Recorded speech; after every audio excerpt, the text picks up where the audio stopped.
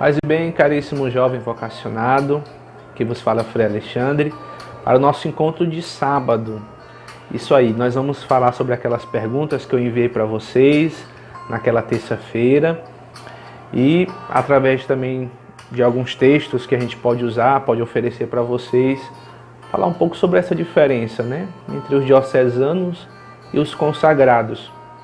Será que a gente busca a vida religiosa porque a gente não acha legal ser diocesano?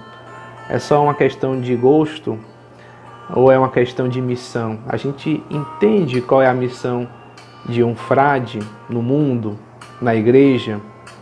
A gente entende qual é a diferença entre um seminarista que está no seminário do São Pio X, por exemplo, e um frade carmelita que está no convento? Até o nome, né? Seminário, convento.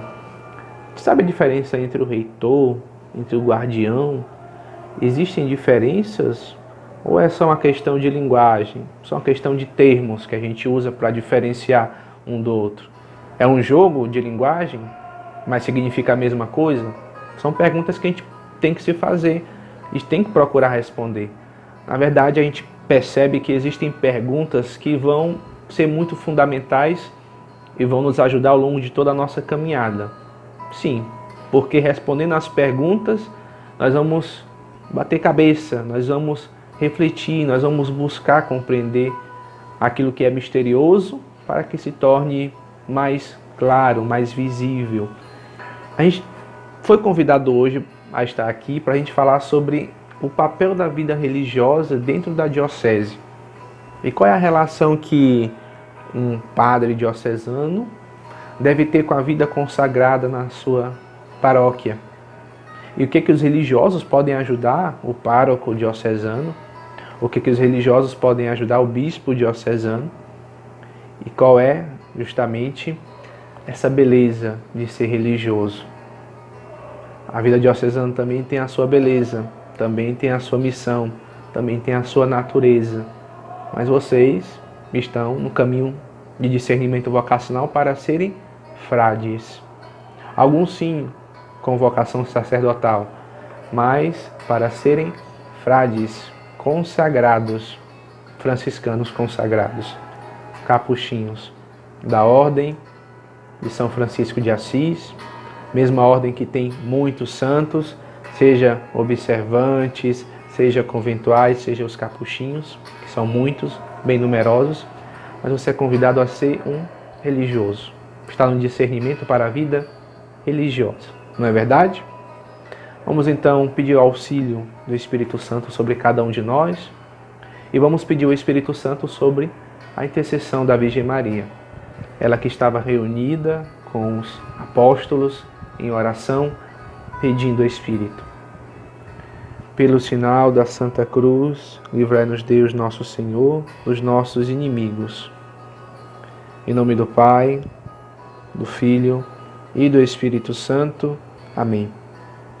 Unamos os nossos corações ao coração da Imaculada Virgem Maria. Ave Maria, cheia de graça, o Senhor é convosco. Bendita sois vós entre as mulheres, e bendito é o fruto do vosso ventre, Jesus. Santa Maria, Mãe de Deus, rogai por nós, pecadores, agora e na hora de nossa morte. Amém. Vem, Espírito Santo, sobre cada um de nós, nos ilumina com os teus dons, com as tuas luzes. Ilumina, sim, Espírito Santo de Deus, a nossa inteligência e fortalece a nossa vontade para realizar os teus santos propósitos em nossa vida. Em nome do Pai, do Filho e do Espírito Santo. Amém. A razão de ser dessa música de fundo, um acústico em violão, é porque aqui, perto do meu quarto, está tendo um jogo de futebol. Vocês já sabem disso por conta daquele vídeo convite da novena vocacional, mas agora eu reafirmo mais uma vez.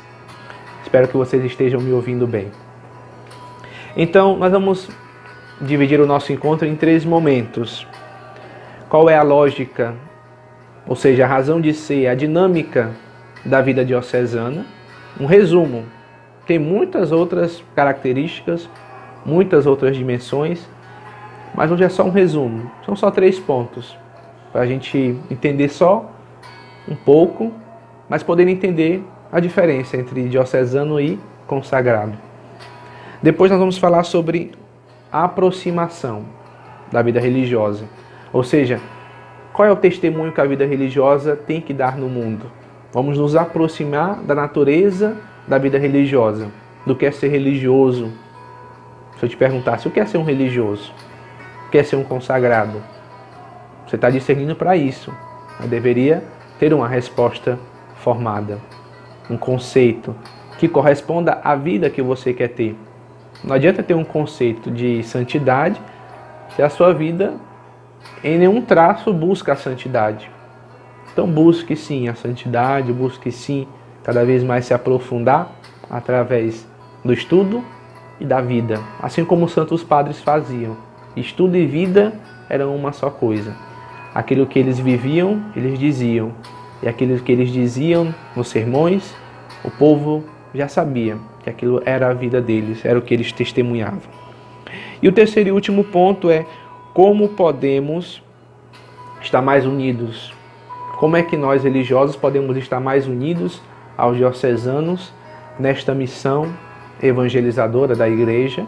É uma missão de toda a igreja, levar ao mundo, anunciar ao mundo a boa nova de nosso Senhor Jesus Cristo. Então até aqui o Senhor tem nos ajudado e irá nos ajudar com o Espírito Santo que nós já pedimos.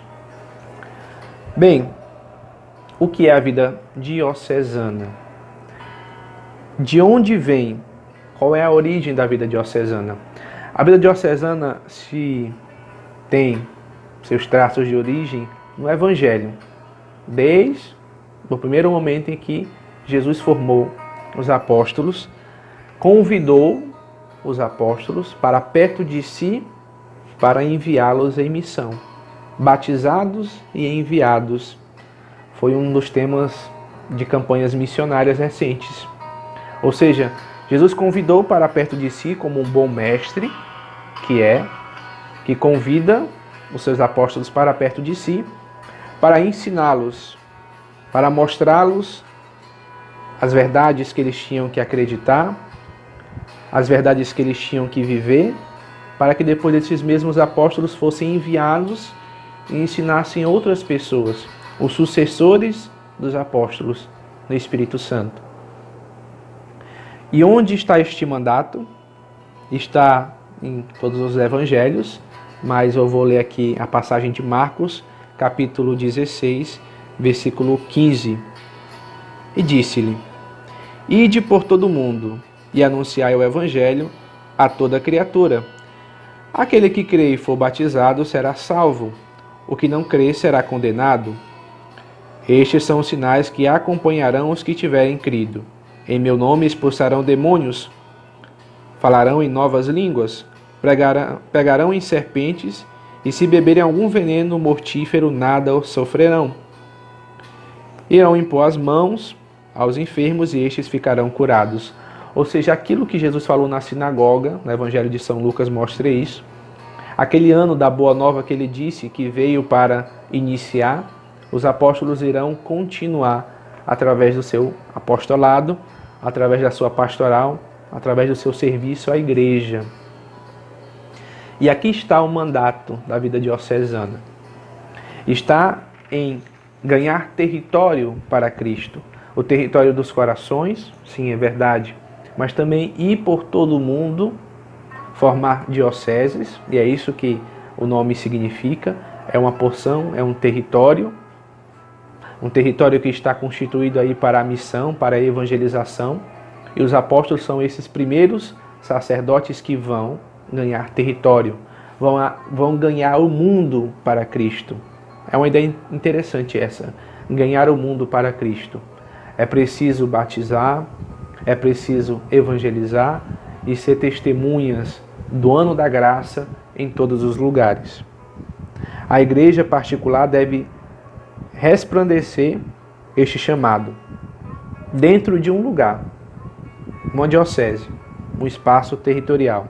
Então essa é a primeira característica dos diocesanos.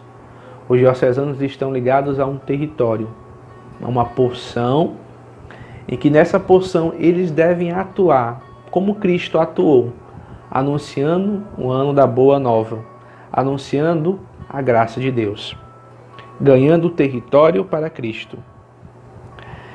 Assim, nós podemos entender que este território diocesano, ele tem muito tipo de gente, tem um gênero de humanidade muito diversificado.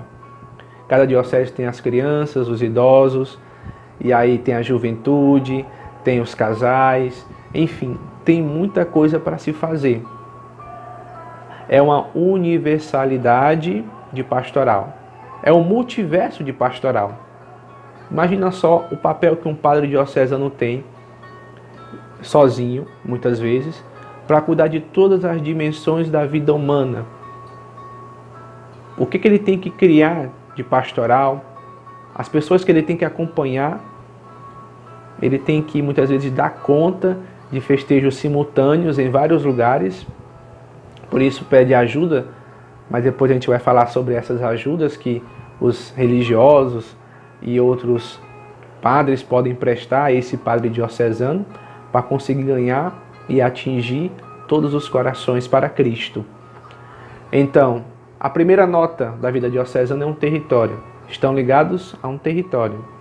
A segunda nota é essa universalidade. Ou seja, existem muitas coisas, muitas pastorais, muitos movimentos que eles têm que dar conta, porque precisam atingir essas determinadas pessoas, essa variedade de determinadas pessoas. Tá certo? Então, primeira coisa, território. Segunda coisa, essa universalidade de pastoral, porque tem muitos tipos de pessoas. Deixa eu abaixar um pouquinho essa música, senão a gente vai se perder, né? Essa música é boa, eu gosto. Então, qual é a terceira coisa? A sacramentalidade. Sim, por quê? Porque no mandato de Jesus, dessa boa nova, desse ano da graça, existe sim curar enfermos, expulsar demônios. Existe aí um caráter sobrenatural. Vejam, um caráter sobrenatural.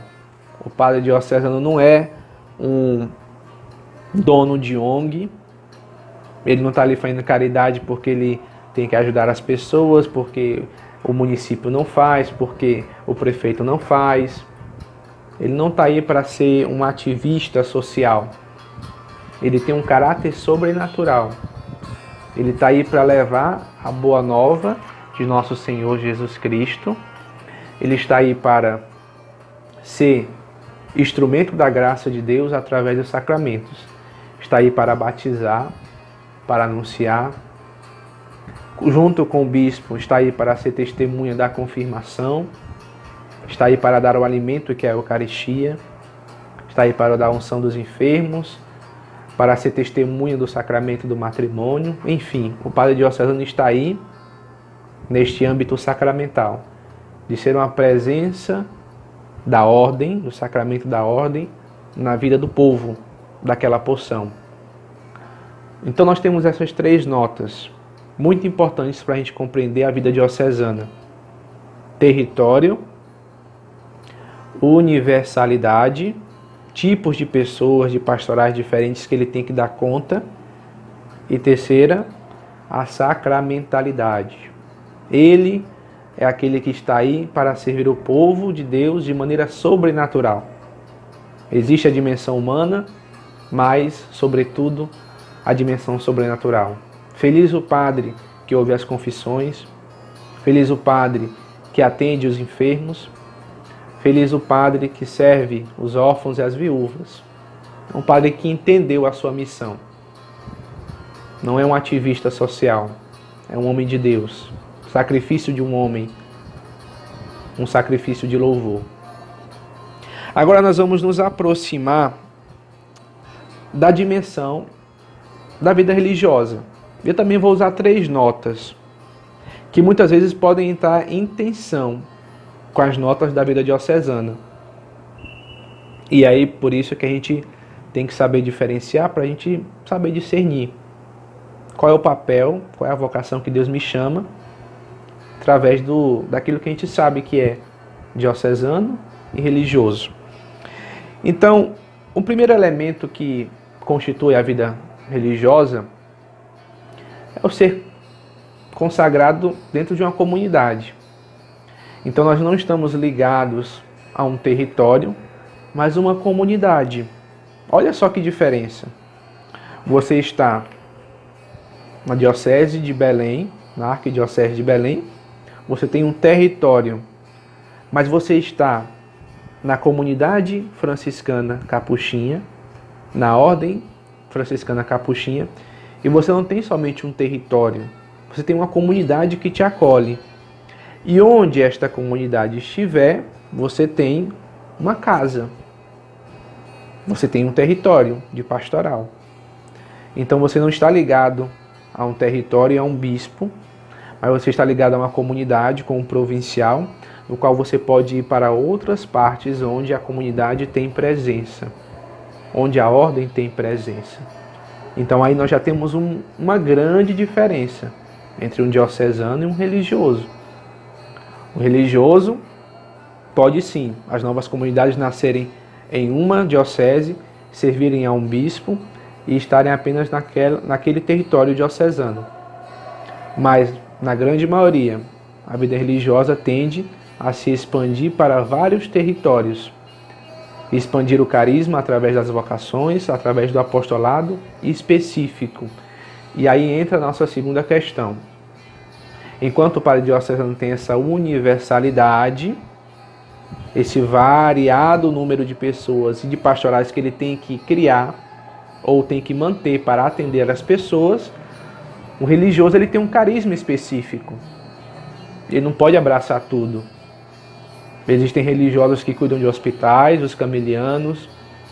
Existem religiosos que cuidam muito de santuários, os redentoristas. Existem os religiosos que ficam nas universidades, muitos deles são dominicanos, muitos deles são maristas, que cuidam da educação também. Nós capuchinhos temos uma característica interessante.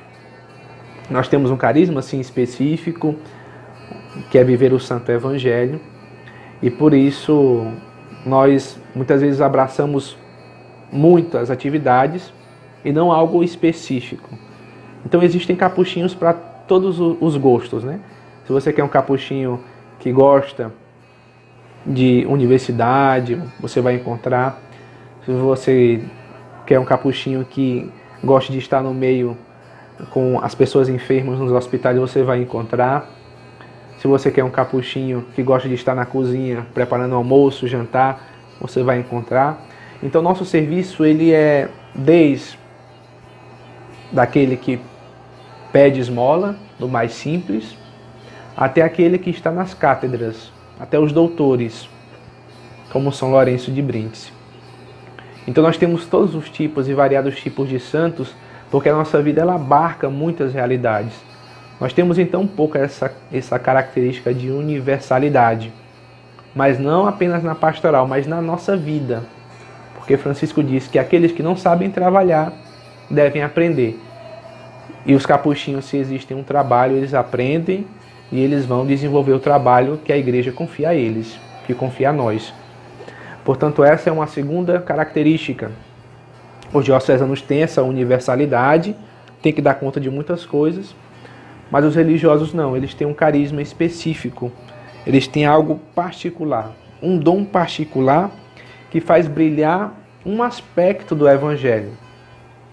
Então, o religioso ele faz brilhar um aspecto do Evangelho, um aspecto daquelas bem-aventuranças que Jesus falou no monte.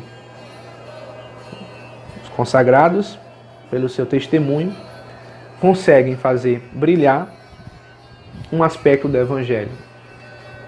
Tá certo? Procurem os carismas, vocês vão compreender isso.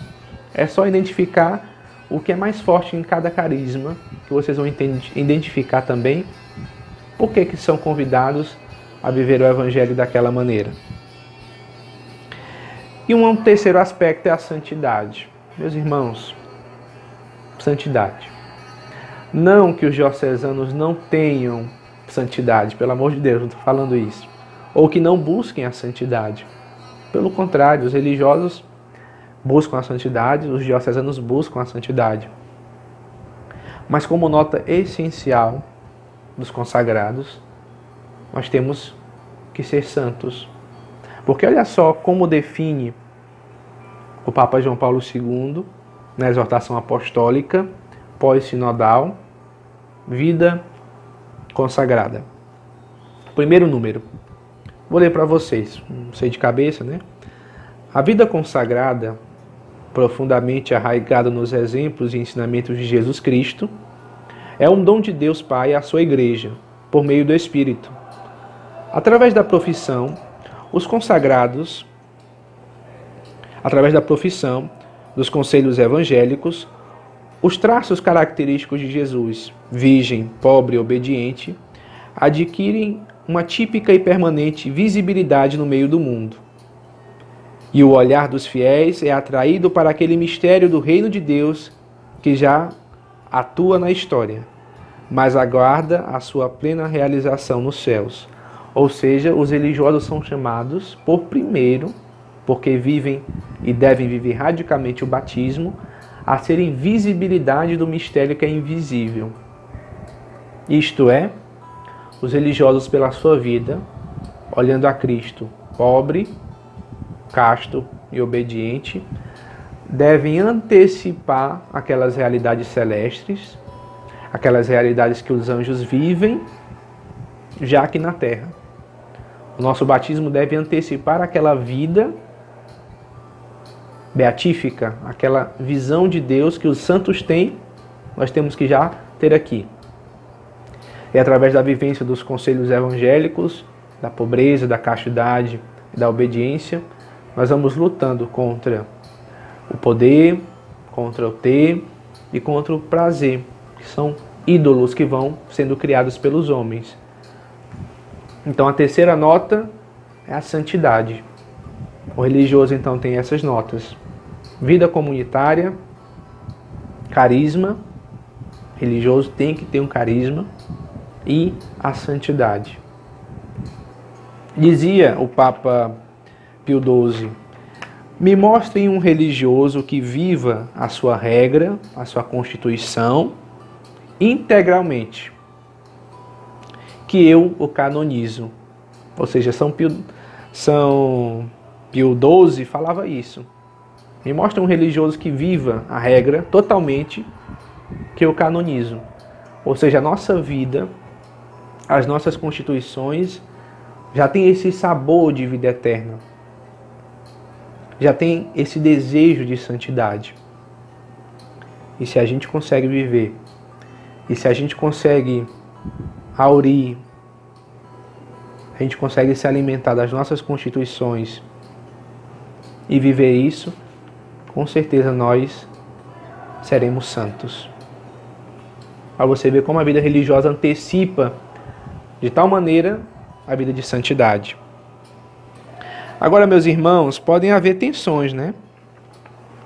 Tensões entre essas duas realidades, entre o diocesano e o religioso. Pode haver essa tensão entre essa territorialidade, essa vida comunitária, entre a universalidade da pastoral e o carisma, entre o sacramento, a sacramentalidade e a santidade. Podem haver tensões. Então,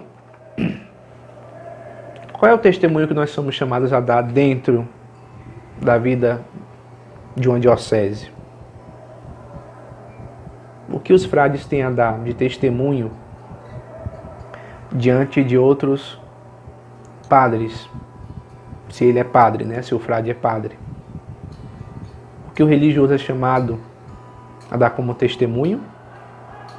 Isso é o que nós vamos ver agora, na nossa terceira e última parte. Então, o religioso, ele é chamado a dar testemunho de radicalidade, aquilo que nós ouvimos aqui, na vida consagrada, do Papa João Paulo II, São João Paulo II. Ele continua dizendo assim: Ao longo dos séculos, nunca faltaram homens e mulheres que, dóceis ao chamamento do Pai e à moção do Espírito, escolheram este caminho de especial seguimento de Cristo, para se dedicarem a Ele de coração indiviso. Também eles deixaram tudo, como os apóstolos, para estar com Cristo e colocar-se com Ele. Então essa radicalidade. É necessário viver radicalmente o batismo. É necessário viver radicalmente os votos. É necessário viver radicalmente a obediência ao Santo Padre. É necessário viver radicalmente a vida na igreja. Respirar junto com a igreja. Agir junto com a igreja. Ser igreja no mundo. Ser radical e contra a corrente. Nós somos chamados a ser alegres. Alegres, não essa alegria que você pode dar um sorriso, mas essa alegria própria de um sacrifício de louvor. Um sacrifício vivo, como dizia São Paulo, em que a vítima se sacrifica, mas não morre. Pelo contrário, ganha vida. E é essa a nossa alegria. É morrendo que se vive, dizia nosso Pai Seráfico.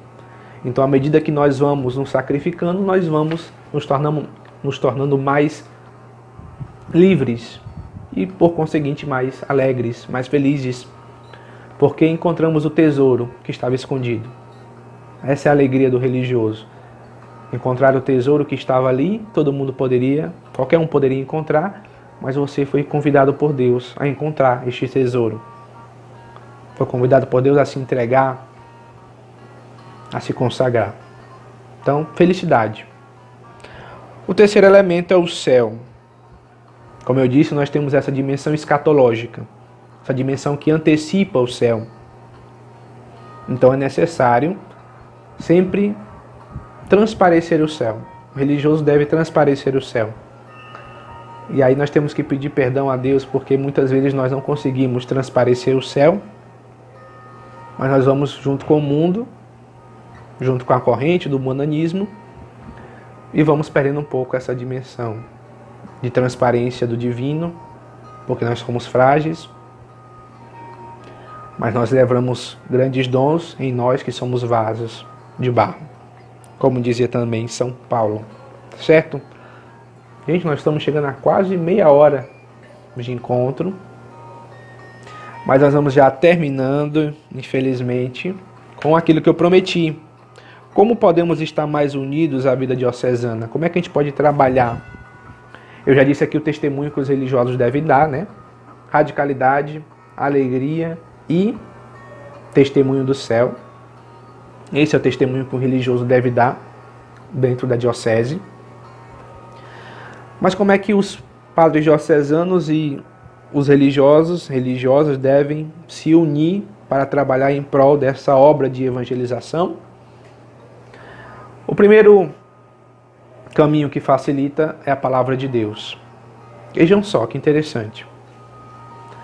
Se os diocesanos ouvem a palavra de Deus, são guiados pelo Evangelho, e os consagrados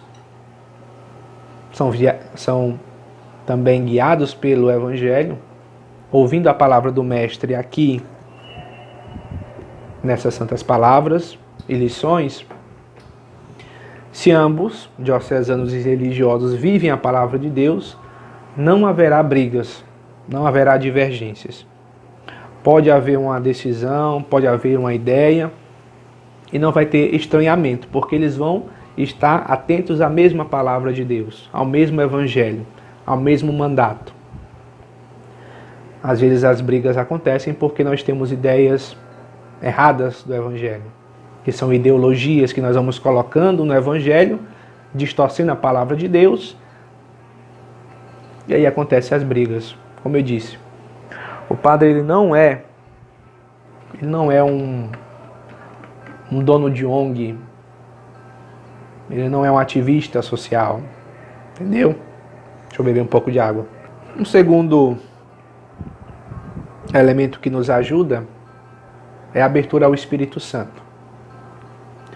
Então, diocesanos e religiosos ouvindo o Evangelho levando o Evangelho a toda criatura, devem ser abertos ao Espírito Santo, para que o Espírito Santo guie os dois, tanto os diocesanos como os religiosos, para esta obra que não é deles.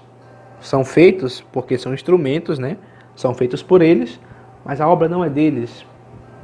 É do Espírito Santo que atualiza, que dá vida, é o Senhor da vida da igreja.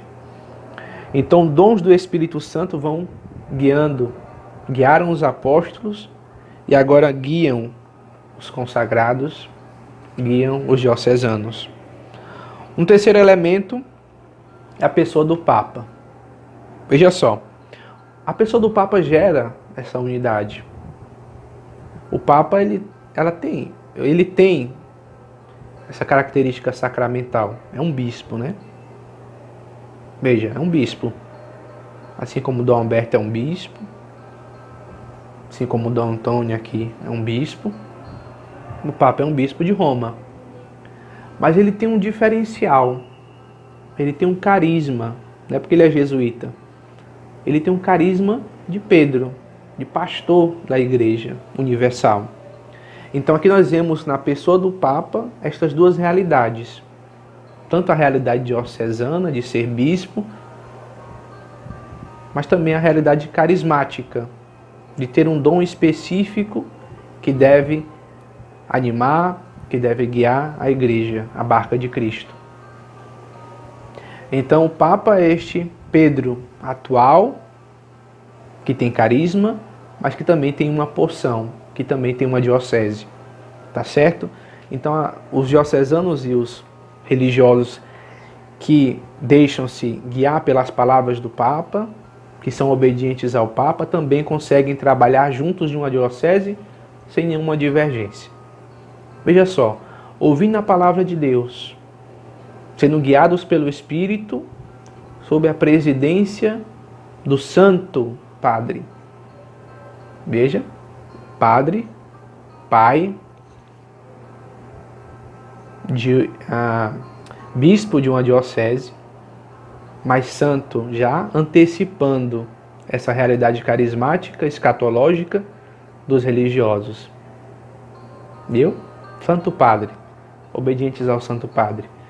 E por último, os religiosos e os diocesanos que deixam-se guiar pela instrução da Santíssima Virgem Maria, também conseguem trabalhar juntos, porque ela é rainha dos apóstolos e rainha de todas as vocações. E foi obediente em tudo, à vontade de seu filho. Soube, de toda maneira, ser modelo de perfeição, modelo de vida consagrada e modelo, mãe da igreja. Então, meus irmãos, acho que é isso.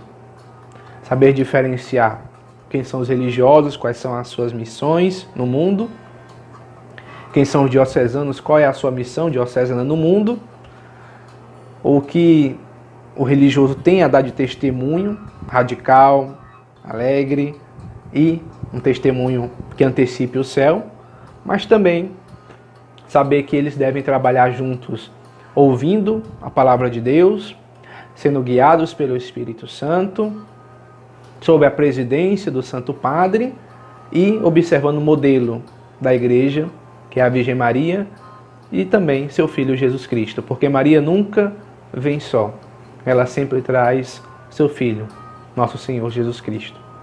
Que o Senhor nos abençoe e faça de nós verdadeiros filhos da Igreja, filhos de Maria. Em nome do Pai, do Filho e do Espírito Santo. Amém. Deus abençoe a todos.